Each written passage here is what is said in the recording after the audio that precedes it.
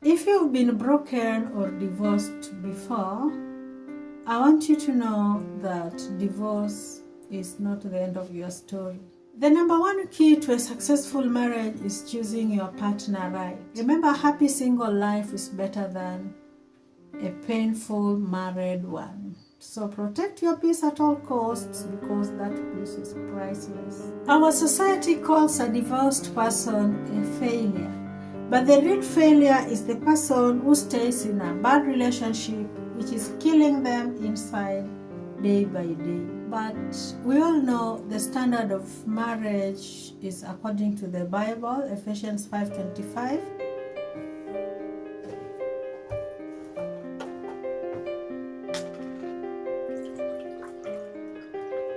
Hi, and welcome to another marriage episode by myself, Berry, from the Berry's Homestay Hub. I'm not a marriage expert, but I'm a very passionate person about marriage, and I believe marriage, if done right, should work.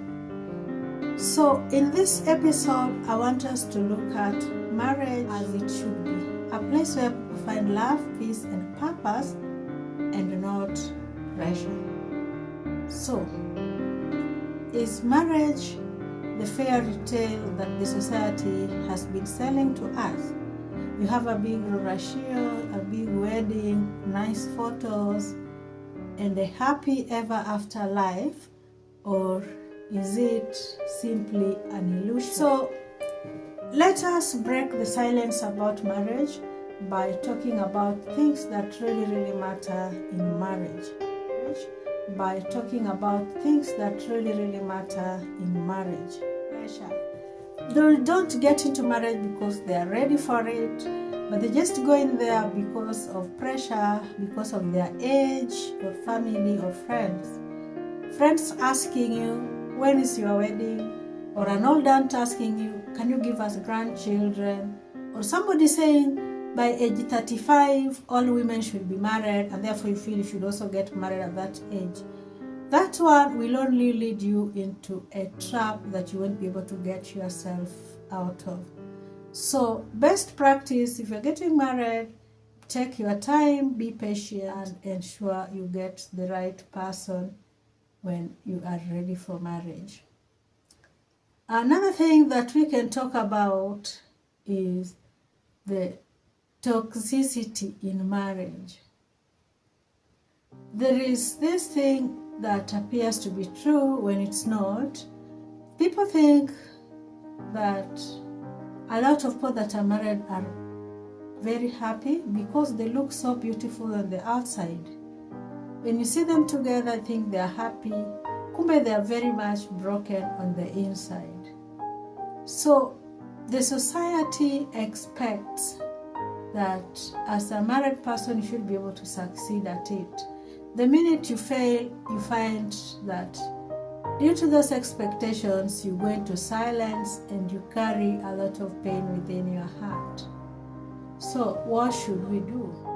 Marriages are marred with a lot of abuse, whether it's physical or verbal. Others are marred by manipulation, disrespect, and silence. But we all know the standard of marriage is according to the Bible, Ephesians 5:25, where husbands are expected to love their wives just as Christ loved the church and gave himself up for her. So in any relationship that you find there is no love, there's no respect,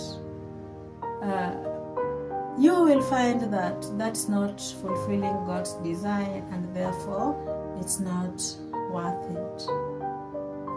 So, when we talk of a successful marriage, is it because these people have been together for many years, or what does success mean in marriage? To tell you the truth, failure is not broken relationship or a divorce. Failure is choosing to stay in a relationship or marriage at that is not fulfilling, and you to keep staying there simply because you want to remain there. Our society calls a divorced person a failure, but the real failure is the person who stays in a bad relationship, which is killing them inside day by day. So the standard should be that if you are in a marriage, just like Ecclesiastes chapter 4 verse 9 says, two are better than one. If one falls, the other one will lift them up. So the standard should be, a marriage should be uplifting, should be strengthening and supporting each other. Anything on the contrary is something else and not a marriage.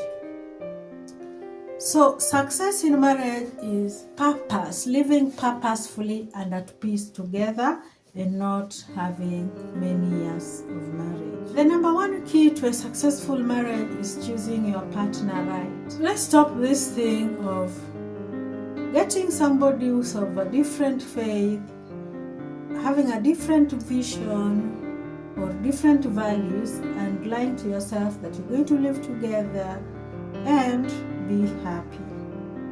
The best thing, take your time, be patient enough to get somebody who has the same vision, same values, as well as same faith, so that you can walk the same direction and have a fulfilling relationship. If you've been broken or divorced before, I want you to know that divorce is not the end of your story.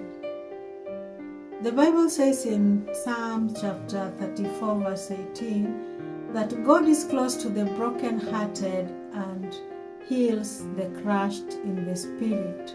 So know that you will be healed over time. It's not impossible to heal after divorce, but it may take time. Being single is not a curse, and having a divorce is not a death sentence. So just trust the process and just know walking away from that relationship may have been the best thing that ever happened to you. At the end of the day, marriage is not about wedding dress, not about ring, it's not about the photos and videos you have afterwards, but it's about how you feel when you are with that person that you married. So what we should do is that if you realize there's no peace where you are, or there's absence of love, just know having a title married means nothing. So trust in God and be at peace. Do not live for the society, live for your own joy, live for your own growth and your God-given purpose. Remember, a happy single life is better than a painful married one. So protect your peace at all costs, because that peace is priceless. Choose right, live right, and find happiness in your relationships. If you find this video helpful, please share it with others who may need it to encourage them. Also, like and subscribe, because I will be making lots of other videos on this topic, marriage. Till next time, see you.